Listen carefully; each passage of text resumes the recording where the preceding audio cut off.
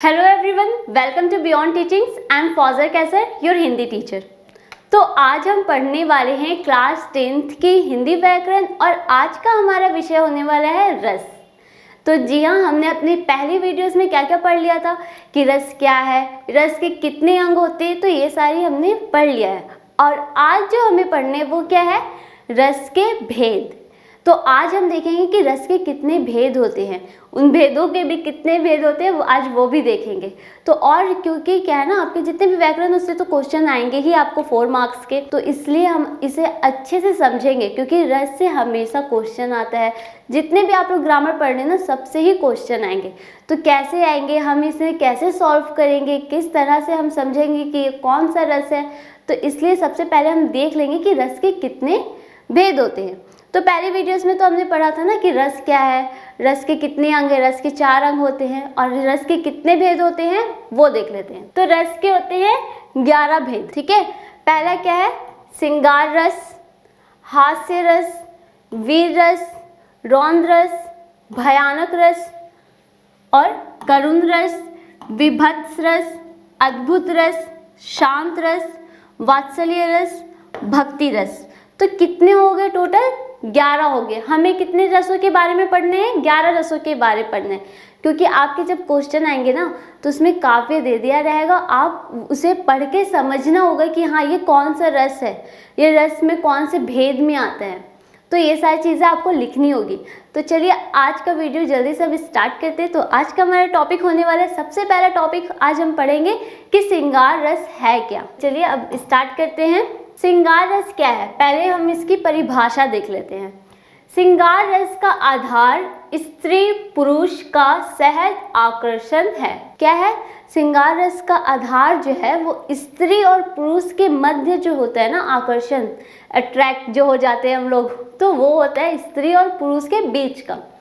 स्त्री पुरुष में सहज रूप से विद्यमान रति नामक स्थायी भाव, विभाव, अनुभव और संचारी भाव के संयोग से आनंद लेने योग्य हो जाता है, तब इसे श्रृंगार रस कहते हैं। तो कहने का मतलब ये है कि स्त्री और पुरुष के बीच मध्य जो प्रेम होता है ना, उन दोनों के बीच जो एक दूसरे को देख के अट्रैक्शन हो जाती है, तो वही होता है हमारा श्रृंगार। और श्रृंगार का क्या होता है, हमारे रति। हमने पढ़ा था ना कि रस के कितने अंग होते हैं, उसमें था स्थायी रस। स्थायी में तो मैं आप लोगों को पढ़ाई थी ना, रति।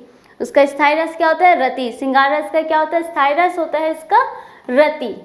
ठीक है, रति से हम इसे समझते हैं कि हाँ ये श्रृंगार रस है। अब श्रृंगार रस में क्या होता है ना, जब स्त्री और पुरुष एक दूसरे से मिलते हैं, उन दोनों के मन में जो भी भाव उत्पन्न होते हैं ना, उसे ही कहते हैं हम लोग श्रृंगार रस। तो इसमें यह है, श्रृंगार रस में सिर्फ बताना रहता है स्त्री और पुरुष के मध्य प्रेम। ठीक है, उन दोनों के बीच जो भी अट्रैक्शन होती है, एक दूसरे को देख के जितना आकर्षित होते हैं, तो उसे ही कहते हैं श्रृंगार रस। और इसका नाम हम कैसे समझते हैं, रति से। रति नामक स्थायी भाव, इन दोनों के मन में कौन सा होता है, रति नामक स्थायी भाव होता है, तो तब होता है ये श्रृंगार रस। अब इसके कितने भेद, ठीक है, ये भी हम देख लेंगे।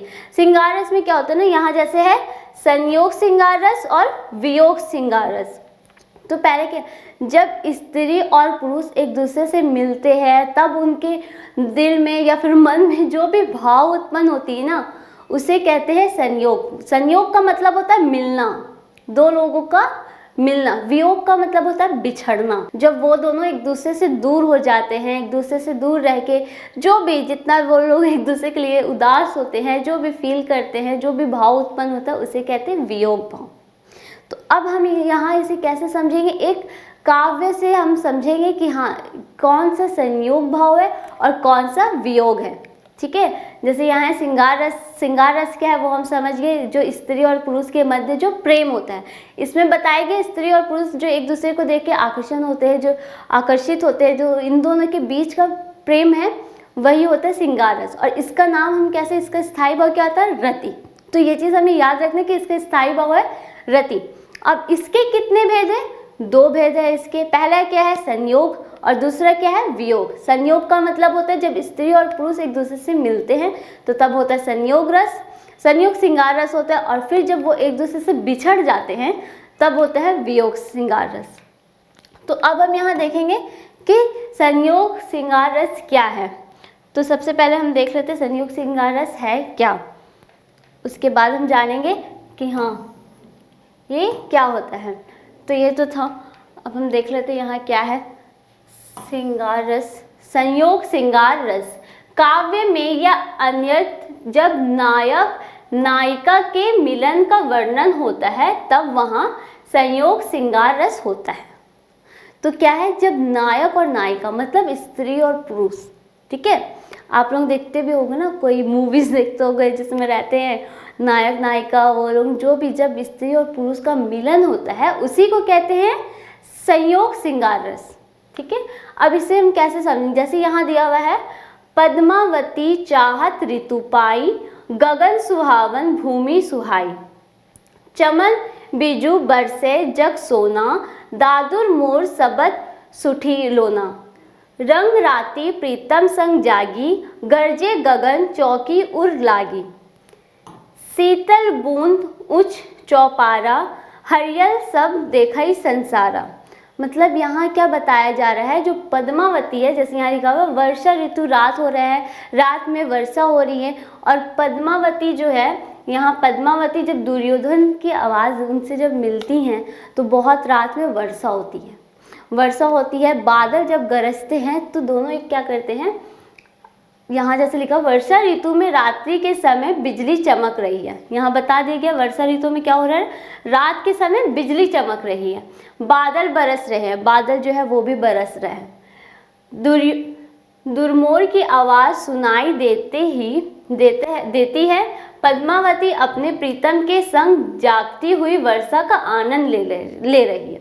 पद्मावती क्या है, अपने प्रीतम है जो उनके साथ में जाग रही है, कब, वर्षा हो रही है, बादल गरज रहे हैं, और फिर रात में दोनों जाग रहे हैं, एक दूसरे से क्या कर रहे हैं, एक दूसरे के संग जागते हुए वर्षा जो है, बारिश जो हो रही है उसकी आनंद ले रहे हैं, और बादलों की गरजना सुनकर चौंक कर प्रीतम के सीने से लग जाती है। संयोग श्रृंगार का वर्णन देखें। ठीक है, क्या होता है, जब वर्षा हो रही है, बिजली भी कड़क रही है, बादल गरज रहे हैं, वर्षा भी हो रही है, तो क्या पद्मावती अपनी प्रीतम से मिलती है और वर्षा का आनंद ले रही होती है। तो तभी क्या होता है ना, बिजली जो है, वर्षा में हमेशा बिजली कड़कती है, बादल गरजते हैं, तो वो गरज रही, तो वो सुन के आवाज़ से डर के वो क्या हो गई, अपनी प्रीतम के गले से लग जाती हैं। तब होता है संयोग श्रृंगार रस, जब दोनों का मिलन हो रहा है, दोनों मिल रहे हैं। इसमें क्या है, पद्मावती अपने प्रीतम से क्या कर रही, मिल रही हैं, उन दोनों के आनंद ले रहे हैं, वर्षा का आनंद उठा रहे हैं, तो क्या हो गया हमारा संयोग श्रृंगार रस।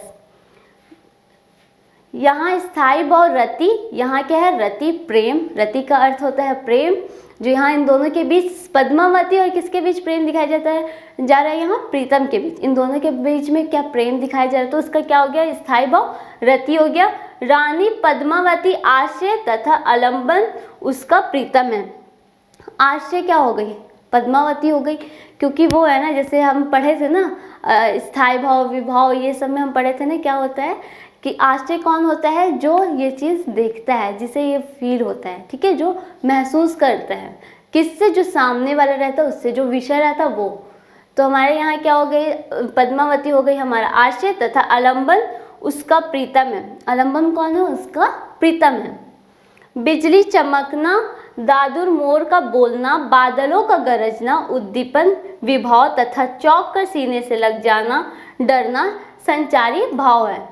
अब यहाँ कैसे, यहाँ देखिए सारे भाव के बारे में हमें बता दिया गया है कि कौन कौन सा, रस के जो हम अंग पढ़े थे ना, कितने अंग होते हैं, उसमें स्थायी भाव था, विभाव था। जब यहाँ स्थायी भाव क्या है, उनके मन में जो है रति, ठीक है, रति प्रेम है, प्रेम है। जैसे अचानक वो, जैसे हम पढ़े थे ना हम लोग, संचारी भाव में क्या होता है, पहले से जो भाव रहता है वो तो रहता है हमारा, बाद में जो आ जाता है अचानक, थोड़ी देर के लिए आता है और चल जाता है। अब बादल गरजते हैं, ठीक है, आप खुश हो, जैसे यहाँ पद्मावती खुश है, आनंद ले रही है, लेकिन अचानक जब बादल जो है वो गरजा, तो क्या हो गया, पद्मावती तुरंत जाके डर से अपने प्रीतम के सीने से लग गई। तो वो डर का बहुत सिर्फ थोड़ा देर के लिए आया और चला गया, लेकिन आनंद तो है ना, वो आनंद ले रहे हैं बारिश का तब भी, तो वो हो गया संचारी भाव। तो यहाँ ये था संयोग श्रृंगार रस। संयोग श्रृंगार रस के बारे हम जान गए। अब हम यहाँ क्या जानेंगे, वियोग क्या है। संयोग का मतलब क्या होता है, मिलना। जब स्त्री और पुरुष का मिलन के बारे में जिसमें बताया जाए, जैसे इसमें यहाँ बताया गया ना मिलन के बारे में दोनों का, तो वो होता है हमारा संयोग श्रृंगार रस। अब वियोग में क्या होगा, यहाँ मिल रहे तो उसका उल्टा क्या होगा, बिछड़ेंगे, एक दूसरे से दूर होंगे।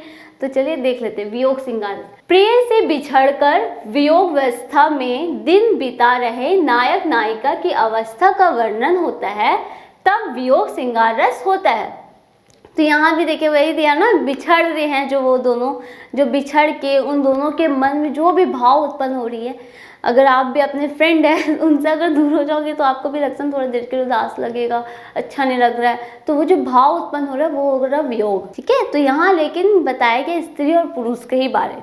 श्रृंगार रस जब भी आएगा वहाँ वर्णन रहेगा स्त्री और पुरुष का, या तो उन दोनों के मिलने के बारे बताया जाएगा संयोग श्रृंगार रस के बारे, या तो फिर उनके बिछड़ने के बारे, मतलब वियोग। तो जब ये दोनों बिछड़ रहे अपने प्रीतम से, जैसे है ना यहाँ प्रिय से बिछड़ कर जो वियोग हो रहा है, बिछड़ गए वो दोनों, जो आ रहा है मन में भाव आ रहा है, उसे ही कहते हैं वियोग, वियोग श्रृंगार रस। जैसे यहाँ है मनमोहन तय बिछड़ू जब सौ, तन असुन सौ सदा दोवती है।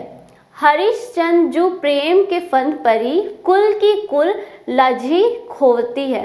दुख के दिन को भांति बीते, विरहागम रंग संजवती है। हम ही अपनी दशा जाने सखी, नीसी सोबती है कि धौ रोबती है। तो अब क्या है, इसके अर्थ हम लोग देख लेते हैं। इसका है यहाँ स्थायी भाव, यहाँ स्थायी भाव क्या है, प्रेम। रति यहाँ है हमारा प्रेम है, यहाँ बता रहे हैं ना, तो यहाँ भी किसका वर्णन कर रहे हैं, स्त्री और पुरुष का ही वर्णन कर रहे हैं। यहाँ उन दोनों के बिछड़ने के बारे बताया जा रहा है। पहले में संयोग में क्या बताया गया था, उन दोनों का मिलन। तो ये स्त्री और पुरुष का मध्य रहता है, और इसका स्थायी भाव होता है रति, मतलब प्रेम। विरहानी नायिका आश्रय तथा उसका प्रिय, मनमोहन आलंबन। विभाव क्या है हमारा, मिलन के सुखद दिन तथा संचारी भाव, पूर्व मिलन की यादें, दुख आदि जिनके संयोग से वियोग श्रृंगार रस की अनुभूति हो रही है। तो वहाँ सबसे पहले हम पढ़े थे कि जब पद्मावती अपने प्रीतम से मिलती तो संयोग हो गया। अब यहाँ वो दोनों बिछड़ रहे हैं, तो यहाँ हमारा संचारी भाव क्या है, विभाव, विभाव आलंबन है हमारे, यहाँ क्या है, विनायिका का आश्रय है। तो वो ये सारी चीज़ क्या करिए, फील करिए, महसूस करिए। हमारा विषय कौन हो गया, आलंबन हमारा कौन हो गया, हमारा हो गया यहाँ जैसे लिखा हुआ है, आलंबन हमारा है मनमोहन। ठीक है, और उसका ये क्या है, विभाव, मिलन के सुखद दिन तथा संचारी। इसमें क्या है, विभाव में जो वो मिले थे, जब उन लोगों को अच्छा लगा था, वो सारी चीज़ें उन्हें याद रहेगी हमेशा। ठीक है, वो याद रहेगी, लेकिन अभी बिछड़ने का दुख जो है वो हो रहा है ना, वो है हमारा संचारी भाव। जैसे दिन भावपूर्ण यादें की, मतलब ये क्या है, संचारी इसमें बता रहे हैं जो पहले ही जो हम मिले थे उसका याद, वो तो थोड़ा देर के लिए आएगा और चले जाएगा, लेकिन ये जो दुख है बिछड़ने का ये तो रहेगा ना, तो वो क्या हो गया, हमारा संचारी हो गया। संयोग तथा वियोग श्रृंगार रस की अनुभूति हो रही है। इन दोनों जो हम पढ़े हैं काव्य, इसमें क्या था, सबसे पहला में हम पढ़े कि उन दोनों का मिलना, वो दोनों कैसे मिल रहे हैं। ठीक है, श्रृंगार रस में क्या होता है, स्त्री और पुरुष के मध्य जो प्रेम होता है उसके बारे में बताया गया है। उसका क्या स्थायी भाव होता है, रति होता है, रति का अर्थ है प्रेम। ठीक है, इसमें स्त्री और पुरुष के बारे में ही बताया जाएगा। और इसमें क्या होगा, दो भेद, संयोग रस और वियोग श्रृंगार रस। संयोग में जब दिखाया जाएगा स्त्री और पुरुष का मिलना, उन दोनों के बीच जो होगी, जो भी भाव उत्पन्न हो रहे हैं, तो वो संयोग होगा। और जब वो दोनों बिछड़ जाएंगे फिर जो भाव उत्पन्न होगी वो होगा वियोग रस। तो आज हम क्या पढ़े कि श्रृंगार रस है क्या, संयोग श्रृंगार रस क्या है, वियोग श्रृंगार रस क्या है। तो ये सारी चीज़ हम इस विषय में अपनी पूरी करते हैं, और आज का जो विषय है यहीं समाप्त करते हैं। हम अपने अगले विषय में पढ़ेंगे कि हास्य रस क्या है, उसे काव्य के माध्यम से किस तरह से हम समझेंगे। तो अगर आपने मेरी पहली वीडियोस नहीं देखी तो उसे जाकर देख लीजिएगा। और ये जो भी मैं पढ़ा रही हूँ ना, इन सब के नोट्स हमारे वेबसाइट में आपको आसानी से अवेलेबल करवा दिए जाएंगे। तो आप वहाँ से जाकर सारे सब्जेक्ट के जितने भी है, जो भी सब्जेक्ट आप पढ़ रहे हो, बायोलॉजी हो या मैथ है, साइंस है, वो सबकी आपको मिल जाएगी। Thanks for watching.